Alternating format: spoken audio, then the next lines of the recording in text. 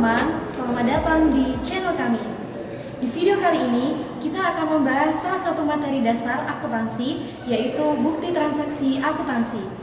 Sebelumnya, perkenalkan, nama saya Esther Puspita dengan NIM 2508043102. Dan rekan saya, Melia Nur Arifah dengan NIM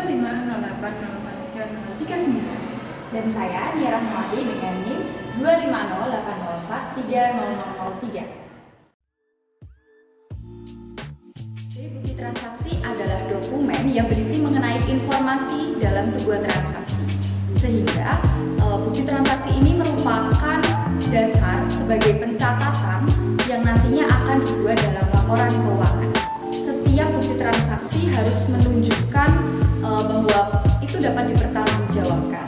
Nah, informasi-informasi yang harus ada dalam bukti transaksi yang pertama yaitu tanggal transaksi. Bukti transaksi memberikan informasi mengenai tanggal terjadinya transaksi sehingga perusahaan dapat mencatat transaksi tersebut secara utuh. Seperti di dalam contohnya nota itu nanti akan terdapat tanggal 1, tanggal 2 seperti itu.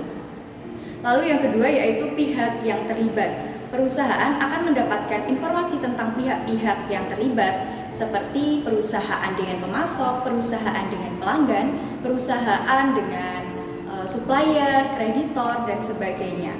Lalu yang ketiga yaitu jenis transaksi.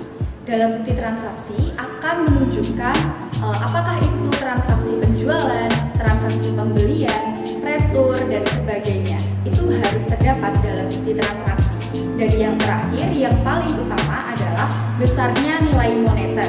Artinya, di dalam bukti transaksi tersebut harus terdapat nominal atau besarnya jumlah transaksi yang terjadi. Seperti menggunakan satuan rupiah ataupun menggunakan nilai moneter yang lainnya.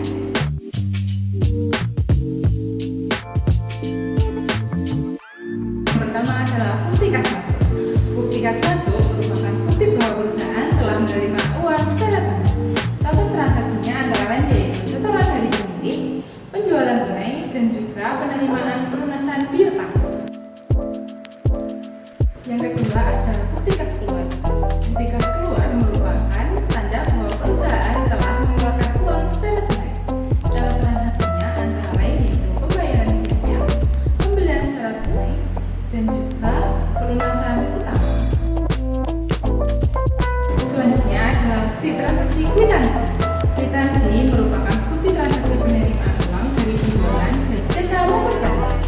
Kwitansi dibuat dan ditandatangani oleh penjual dan diterima oleh pembeli. Kwitansi terdiri dari dua bagian.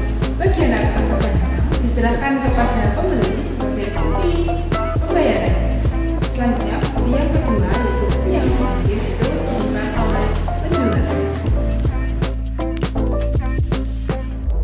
Yang keempat yaitu faktur. Faktur adalah bukti transaksi yang digunakan untuk transaksi penjualan barang secara kredit. Nah, faktur ini dibuat oleh penjual yang nantinya akan diberikan kepada pembeli. Dan biasanya faktur digunakan pada usaha dagang dan juga manufaktur. Dan biasanya faktur ini ditandai dengan adanya termin pembayaran. Yang kelima yaitu nota debit. Nota debit adalah dokumen yang dibuat oleh pembeli yang akan diberikan kepada penjual untuk memberitahukan bahwa adanya pengembalian barang atau permintaan pengurangan harga dari adanya transaksi pembelian yang mungkin tidak sesuai. Adanya transaksi ini, bukti transaksi ini berfungsi sebagai pemberitahuan kepada penjual bahwa pembeli telah mendebit atau mengurangi utang kepada penjual dan juga berfungsi sebagai bukti pencatatan transaksi retur pembelian di pihak pembeli. Nah, biasanya ini dari sudut pandang pembeli itu akan mengurangi utang kepada penjual. Namun, pada sudut pandang penjual ini akan mengurangi piutang kepada pembeli. Lalu yang keenam yaitu nota kredit. Nota kredit ini adalah dokumen yang dibuat oleh penjual dan akan dikirimkan kepada pembeli. Jadi ini untuk memberitahukan adanya pengurangan harga atau penerimaan kembali barang yang telah kita jual, telah dijual oleh perusahaan.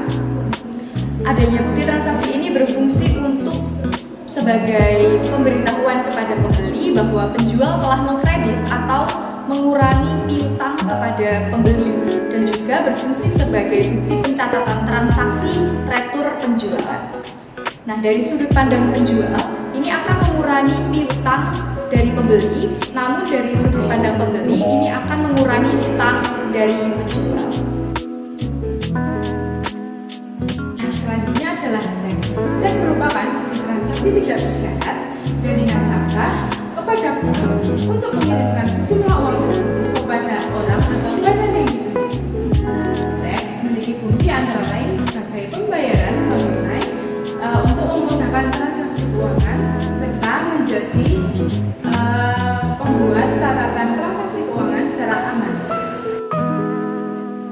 Selanjutnya ada bukti transaksi biliet giro. Biliet giro merupakan bukti transaksi berupa surat perintah dari nasabah ke bank untuk memindahkan sejumlah dana dari rekening giro miliknya ke rekening giro penerima. Biliet giro berfungsi seperti pembayaran non tunai, tapi tidak bisa dijadikan seperti cek. Biliet giro hanya dapat dipindahkan ke rekening yang lain. Nah teman-teman, bukti transaksi yang terakhir yaitu struk. Struk merupakan bukti transaksi yang didapatkan dari aktivitas belanja, pembayaran rekening listrik, wifi, dan juga air. Struk biasanya didapatkan perusahaan ketika melakukan pembelian di supermarket, PLN, dan juga dapur.